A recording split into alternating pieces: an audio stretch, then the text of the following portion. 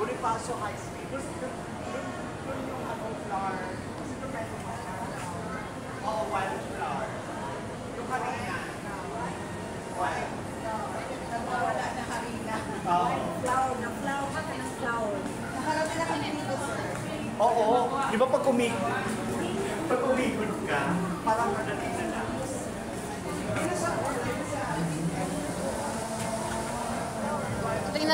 Tingnan mo. Oh, yung ganda yun. May naano pala. Ayun, Ken. May mga artista doon, Ken. Nasaan? Ayun, no.